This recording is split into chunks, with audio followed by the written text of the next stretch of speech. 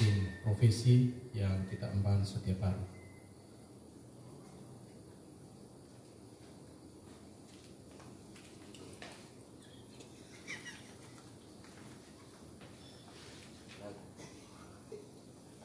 Bapak, Ibu, dan saudara-saudara sekalian, malam hari ini paling tidak ada beberapa tema yang akan disampaikan oleh Bapak Kepala Biro.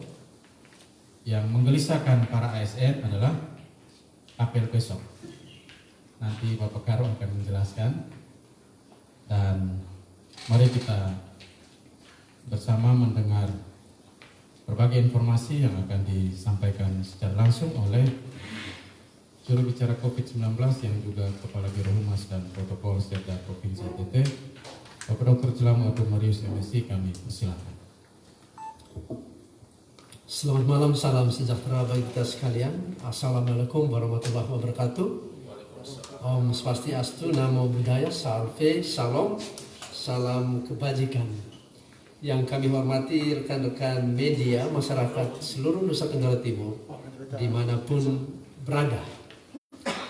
Sebelum kami mengupdate kembali data yang sudah dianalisis dari Kabupaten Kota Nusa Tenggara Timur, kami mau menyampaikan beberapa hal sebagai berikut. Yang pertama, terkait dengan surat edaran Gubernur Nusa Tenggara Timur tentang pengaktifan kembali pelaksanaan aktivitas pemerintahan, pembangunan, pelayanan kemasyarakatan pada organisasi perangkat daerah lingkup Provinsi Nusa Tenggara Timur, termasuk Kabupaten Kota Nusa Tenggara Timur. Setelah mendengar banyak masukan, maka sistem kerja yang dimulai pada besok Senin tanggal 18 Mei akan diatur sebagai berikut. Pola kerja kita di Provinsi Kabupaten Kota Nusa Tenggara Timur dengan menggunakan sistem shift. Jadi para kepala daerah, pimpinan OPD bisa mengatur sistem shift. Berapa orang yang masuk setiap hari, berapa yang tetap bekerja dari rumah seperti biasa untuk menghindari kerumunan. Pada waktu-waktu tertentu, tentu pimpinan OPD akan menelpon staf ketika dibutuhkan. Dan juga tidak ada apel yang dilakukan baik di provinsi maupun Kabupaten Kota Nusa Tenggara Timur. Jadi sangat fleksibel, para kepala daerah, pimpinan OPD bisa mengaturnya sehingga pekerjaan pelayanan pemerintahan dan pembangunan tetap berlangsung dalam rangka menjaga Nusa Tenggara Timur tidak hanya konsentrasi kita di COVID-19 tetapi juga aspek-aspek sosial dan ekonomi. Yang kedua, kita semua sudah mendengar tadi siang bagaimana pertumbuhan angka saudara-saudara kita yang terkonfirmasi positif virus corona. Kalau kita melihat kurva statistik nasional, pada hari ini jumlah yang positif virus corona secara nasional 17.514 orang. Yang sembuh 4.129 orang dan yang meninggal 1.148 orang. Itu nasional. Dan ketika kita melihat kurva statistik yang sama di tingkat provinsi, khususnya Nusa Tenggara Timur, kurva itu juga cenderung naik. Artinya apa? Artinya eskalasi penyebaran virus corona di Indonesia termasuk Nusa Tenggara Timur tidak lagi landai, tetapi cenderung naik. Sehingga tidak ada jalan lain bagi kita seluruh rakyat Indonesia termasuk Nusa Tenggara Timur untuk menerima fakta kehidupan ini sebagai bagian dari kehidupan kita bersama. Inilah dialektika kehidupan manusia. Ya, ada siang, ada malam, ada terang, ada gelap, ada susah, ada gembira, ada tertawa, ada menangis, dan sebagainya. Dan inilah dialektika kehidupan manusia yang harus kita terima. Dan virus corona saat ini sudah menjadi bagian dari kehidupan manusia di dunia, termasuk manusia di Indonesia, termasuk manusia Nusa Tenggara Timur. Karena itu mau tidak mau kita bersahabat dengannya, sebagaimana penyakit-penyakit lain, demam berdarah, malaria, TBC, dan sebagainya. Mungkin ada yang bertanya, why? Ya, ini fakta kehidupan yang tentu kita tidak bisa menolaknya. Ini bagian dari kehidupan manusia. Yang kita lakukan adalah bagaimana kita memproteksi diri sesuai dengan protokol-protokol kesehatan. Sebagaimana kalau kita mau membasmi demam berdarah, kita membasmi jentik-jentiknya, menjaga kebersihan lingkungan. Itu kan upaya-upaya manusia. Hal yang sama ketika virus ini tereskalasi secara internasional di berbagai negara termasuk Indonesia, protokol kesehatan itulah yang kita terapkan. Memakai masker, selalu berada dalam rumah, tidak melakukan kerumunan, menghindari perkumpulan, dan sebagainya. Jadi penjelasan ini mau mengatakan bahwa fakta kehidupan kita seperti ini. Sebagaimana kita menerima senangnya kehidupan, kita juga menerima susahnya kehidupan. Dialektika kehidupan manusia yang tentu kita terima dengan lapang dada sambil kita berusaha untuk menjaga kehidupan kita. Dan virus corona, sebagaimana juga penyakit-penyakit lain, demam berdarah, TBC, diabetes, adalah ancaman terhadap kehidupan manusia. Sama, levelnya sama, dia ancaman terhadap kehidupan manusia. Yang berbeda adalah pola penularannya. Nah, ancaman sama tetapi pola penularan inilah yang kita mengantisipasinya. Bagaimana supaya kita tidak tertular virus corona, dan bagaimana supaya virus corona juga kita tidak tularkan kepada orang lain. Dan protokol kesehatan yang ditetapkan seperti yang kami sudah sebutkan, dan protokol kesehatan ini keluar dari Badan Kesehatan Dunia yang di dalamnya pakar-pakar kesehatan, pakar-pakar kedokteran dunia mengeluarkan rekomendasi yang bersifat internasional, berlaku secara internasional. Memakai masker ketika berada di ruang publik, menghindari kerumunan, cuci tangan dengan sabun, dan sebagainya. Kita semua sudah mengetahuinya. Kita melihat perkembangan saudara-saudara kita yang terkonfirmasi positif di seluruh Nusa Tenggara. Sejak dari awal sampai dengan sekarang, jumlah yang terkonfirmasi positif 68 orang. 6 orangnya sudah dinyatakan sembuh. Karantina mandiri itu di Timur Tengah Selatan terpusat. Di Kabupaten Rotendao 2 orang yang karantina terpusat, dan di Manggarai 1 orang.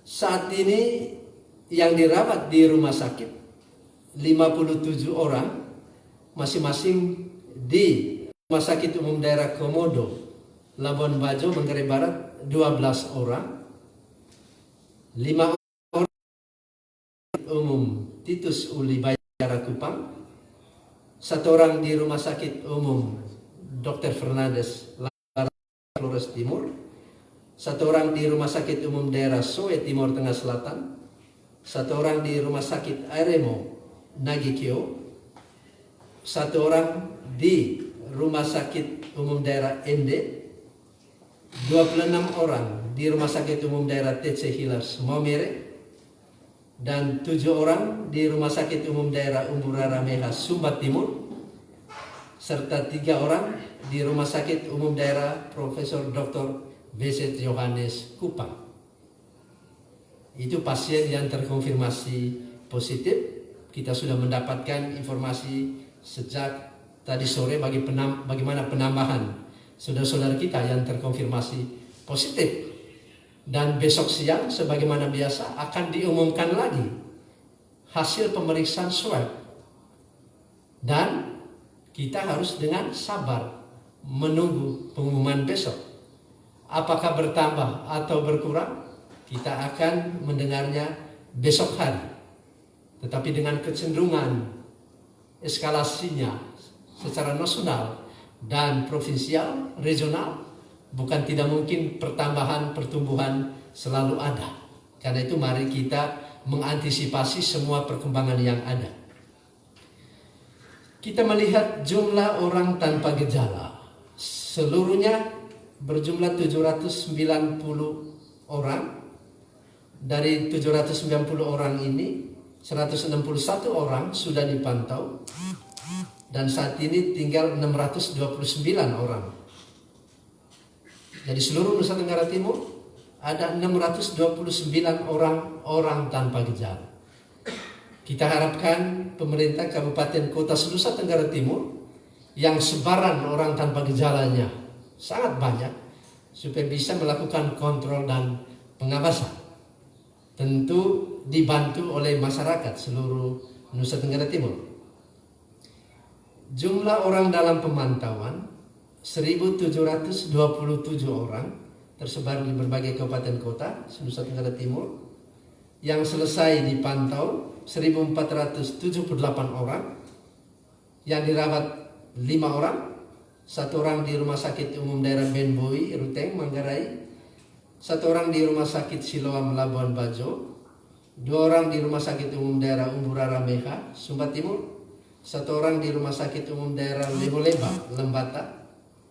Yang karantina mandiri masih 223 orang, karantina terpusat 17 orang, dan yang meninggal sampai hari ini ada 4 orang, 1 Kabupaten Kupang, 1 Nagekio, 1 Sika, dan 1 Timur Tengah Utara. Pasien dalam pengawasan jumlah 68 orang, yang dirawat di rumah sakit 8 orang, masing-masing 1 orang di Rumah Sakit Umum Daerah Waikabubak, Sumba Barat, 2 orang di Rumah Sakit Umum Daerah Umburara Meha, Sumba Timur, 2 orang di Rumah Sakit Umum Daerah Leboleba, Lembata, 1 orang di Rumah Sakit Umum Daerah TC Hilars, Maumere, 1 orang di Rumah Sakit Umum Daerah Kalabahi Alor, dan 1 orang di Rumah Sakit Borong, Manggarai Timur. Yang dipantau di rumah ada 2 orang. Ini sudah berkurang. Kalau beberapa malam lalu ada 4 orang, sebelumnya ada 5 orang, ini sudah berkurang. Dari 2 orang itu 1 orang di Sumba Barat, 1 orang di Lembata. Yang sembuh ada 47 orang. Kami juga mau menginformasikan sampel yang dikirim sampai dengan hari ini 466 sampel. Hasil laboratorium negatif 286 sampel, hasil laboratorium positif 78 sampel, dan belum ada hasil 102 sampel. Perlu kami jelaskan, kalau di sini disebut 78 sampel itu positif, bukan berarti 78 itu 78 orang positif, bukan. Ada beberapa orang yang sampelnya diambil 2 kali. Ya, demikian yang kami jelaskan. Beberapa hal juga yang perlu kami sampaikan kepada publik. Pertama, khususnya antara Manggarai Barat dan Manggarai di perbatasan, saat ini ada sedikit konflik di perbatasan terkait dengan lalu lintas orang.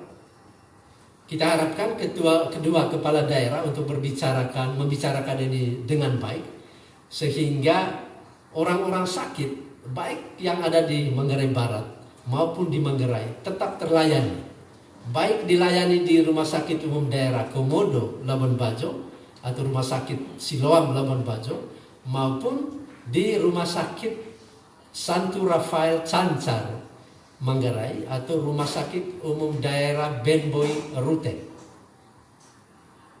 Perlu diingat bahwa rujukan untuk pasien COVID adalah Rumah Sakit Umum Kupang, Profesor Dr. B.J. Johannes, TC Hilars Maumere, dan Rumah Sakit Umum Daerah Komodo, Labuan Bajo. Tetapi ada rumah sakit second line rujukan. Ya, seperti Rumah Sakit Umum Daerah Ben Boy Ruteng, itu juga rumah sakit second line rujukan. Nah, hendaklah kedua pimpinan daerah bisa berbicara, menyepakati kalau misalnya rumah sakit rujukan Rumah Sakit Umum Daerah Komodo Labuan Bajo sebagai tempat untuk pasien COVID, maka disepakati supaya Rumah Sakit Umum Siloam di Labuan Bajo, Rumah Sakit Umum Santo Rafael Cancar, dan Rumah Sakit Umum Daerah Ben Boy Ruteng Manggarai itu untuk pasien umum dari kedua kabupaten. Dan ini bisa dibicarakan bersama-sama sehingga tidak menimbulkan konflik. Tugas kita adalah melayani siapa saja yang sakit, tidak dibatasi dia dari daerah mana. Ya, itu tugas pemerintah. Apalagi rumah sakit umum daerah yang tersebar di seluruh Nusa Tenggara Timur, itu rumah sakit milik rakyat. Karena itu tidak boleh dibatasi bahwa itu hanya untuk sebuah wilayah. Tidak bisa begitu.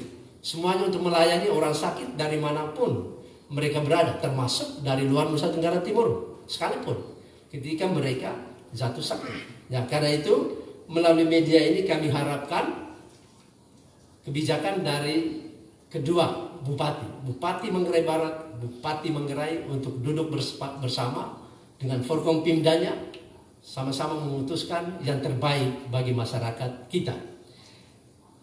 Mengingat virus corona ini adalah musuh bersama kita, ancaman terhadap kehidupan kita bersama, maka kita juga harus melawannya secara bersama. Kita harus bergandengan tangan, bersatu padu untuk melawannya. Jadi tidak dibatasi oleh wilayah manapun di seluruh Nusa Tenggara Timur. Tidak ada ego wilayah, ego kabupaten atau kota.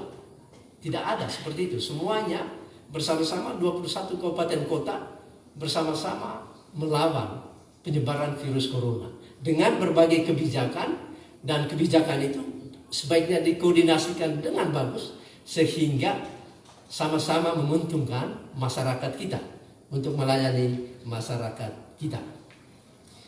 Hal yang sama tentu berlaku bagi kabupaten-kabupaten lain di seluruh Nusa Tenggara Timur untuk bisa menyepakati bagaimana kita mengelola penyebaran virus corona. Jadi kita tidak lagi berbicara kabupaten kita, tetapi juga kita tentu akan terkait dengan kabupaten lain. Apalagi kalau berada di dalam satu daratan, tentu kita tidak bisa menafikan bahwa hubungan networking antara kabupaten-kabupaten sedaratan itu akan selalu terjadi, baik lalu lintas barang dan logistik maupun lalu lintas orang manusianya. Karena itu perlu kesepakatan, perlu suatu diskusi bersama untuk memecahkan permasalahan yang dihadapi di lapangan. Hal yang berikut perlu kami sampaikan. Ibu hamil merupakan kelompok rentan yang memiliki risiko tinggi mengalami anemia. Anemia akan menurunkan daya tahan tubuh sehingga rentan terhadap berbagai infeksi, termasuk infeksi COVID-19.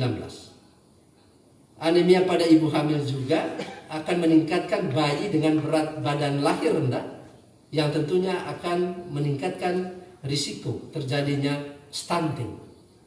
Karena itu kita harapkan perhatian dari mama-mama kita, bapak-bapak kita di seluruh Nusa Tenggara Timur, juga para medis, untuk bisa melayani para mama kita yang sedang hamil dan memastikan agar tablet tambah darah selama kehamilan diberikan kepada ibu-ibu kita.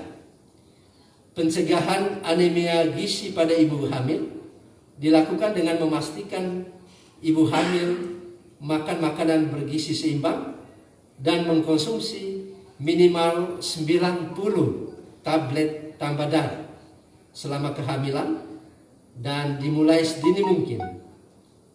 Pada masa pandemi COVID-19 diharapkan ibu-ibu hamil bisa mengkonsumsi tablet tambah darah. tentu juga dengan obat-obatan yang lain dalam rangka menjaga kekebalan tubuh, menjaga kesehatan, baik kesehatan ibu maupun kesehatan cabang bayi yang sedang dikandung. Demikian informasi yang kami sampaikan pada malam ini. Minta maaf kalau ada hal yang kurang berkenan. Selamat malam, Tuhan memberkati kita semua. Baik rekan-rekan media, jika ada yang ingin bertanya, kita persilakan. Cukup ya? Kalau tidak ada, baik, terima kasih. Baik, terima kasih kami sampaikan kepada juru bicara COVID-19 yang juga Kepala Biro Humas dan Protokol Seda Provinsi NTT, Bapak Dr. Jeram Abdul Marius MSI, yang telah menyampaikan sejumlah hal dalam kegiatan jumpa media pada malam hari ini. Terima kasih yang sama saya dari tempat ini sampaikan kepada rekan-rekan media, baik yang meliput secara terbatas di ruangan ini, maupun rekan-rekan media yang juga sedang memantau atau meliput dari berbagai akses, termasuk terima kasih sekali lagi Timo Boy dari komunitas Tuli Kupang sebagai juru bahasa isyarat. Terima kasih, selamat malam, Tuhan memberkati.